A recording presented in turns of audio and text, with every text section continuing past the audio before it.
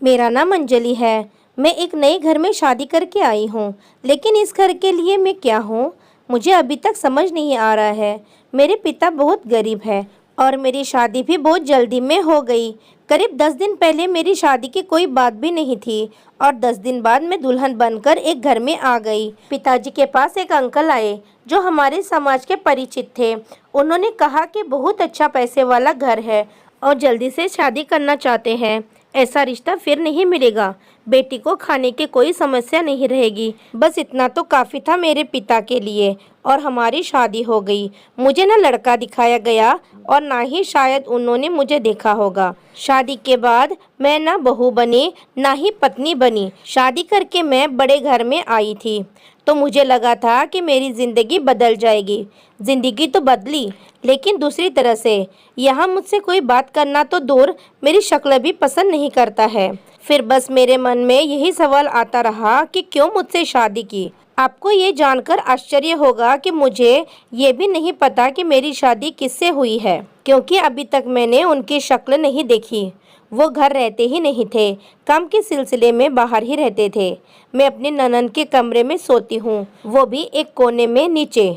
मेरी ननद भी मुझे अपने कमरे में नहीं रखना चाहती थी, लेकिन मेरी सास ने कहा कि किचन में नौकरानी सोती है, इसलिए मुझे एक कोने में जगह दे दी। मेरी ननद मेरे साथ ऐसा व्यवहार करती जैसे कि मैं कोई नौकरानी हूँ। बात बात पर मुझे चिल्लाती, कमरे में आते ही कहती, वही रह कोने में, आगे मत आया कर। काम करते वक्त और खाते वक्त कुछ कचरा होता तो वो जानबूझकर जहाँ सोती वहीं फेंकती। मैं फिर भी चुपचाप रहती। शादी का मतलब ये होता है, मुझे नहीं पता था। और इस तरह की शादी से तो मैं बिना शादी रहती तो ज़्यादा अच्छा होता। मैं सारा दिन बस घर के काम में लगी रहती थी। घर बड़ा था, लेकिन यहाँ लोगों के दिल मुझे छोटे लगे। सुबह से शाम तक काम करना और रात को बिना आवाज़ करे ननद के कमरे में कोने में सो जाना, बस यही मेरी जिंदगी थी। मेरा घर वालों से नहीं, लेकिन घर में काम करने वाली नौकरानी से अच्छा रिश्ता बन गया था, क्योंकि आखिरकार मैं भी तो उनमें से एक ही थी।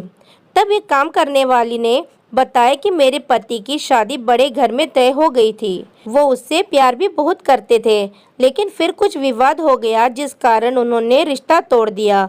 सब कुछ तय हो गया था, कार्ड भी बांट दिए थे, तो घर वालों और मेरे पति ने जिद में आकर उसी समय और उसी तारीख पर शादी की, उन्हें चलाने के लिए। अब मुझे ये तो पता चल गया था कि शादी क्यों की मुझसे।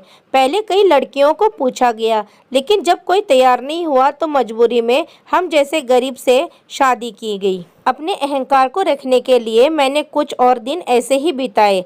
फिर मैंने सोच लिया कि ऐसे नहीं रहना है, एक बार अपना मुंह तो खोलना ही है। शादी की है तो मैं नौकरानी बनकर क्यों रहूं? फिर चाहे अंजाम जो भी हो, चाहे मुझे अपने घर वापस जाना पड़े। वैसे उनके आने का कोई समय नहीं होता था, लेकिन बहुत दिनों बाद वो आज घर पर थे और खाना वो अपने कमरे में खाने वाले थे। मैं खुद खाना लेकर उनके कमरे में गई।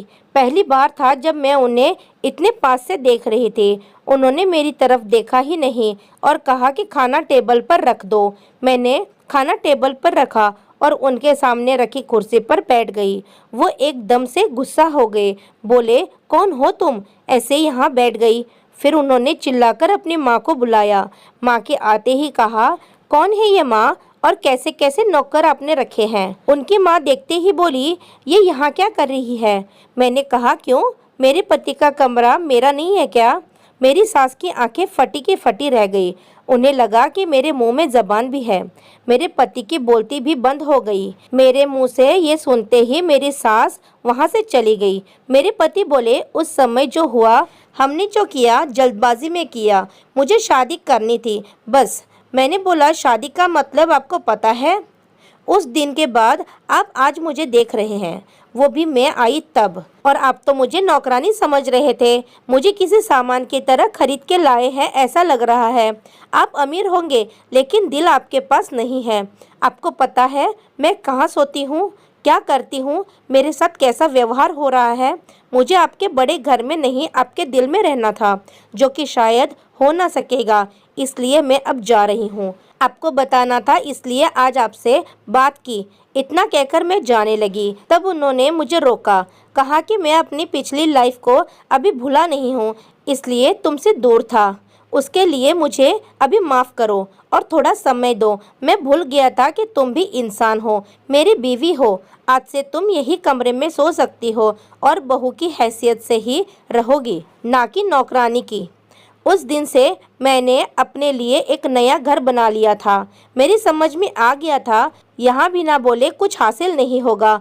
धीरे धीरे मैंने अपना हक लेना शुरू कर दिया। वो घर वाले मुझे बहू नहीं समझते थे, लेकिन मैंने मनवाना शुरू कर दिया। मुझे यकीन है धीरे धीरे वो भी मुझे पत्नी मानने लगेंगे। शुरुआत तो हो गई है। अब मेरी सास और ननद भी मुझसे वैसा व्यवहार नहीं करते हैं, क्योंकि शादी सबके सामने हुई है। मैं इस घर की बहू हूँ, गरीब हूँ लेकिन डरपोक नहीं। तो दोस्तों, आपको हमारी ये मज़ेदार कहानी कैसे लगी, आप हमें कमेंट बॉक्स में ज़रूर बताएं।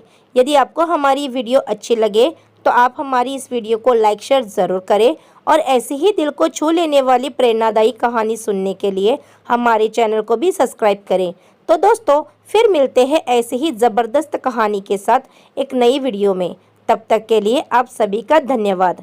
आप सभी अपना ख्याल रखना। आपका दिन शुभ व मंगलमय हो।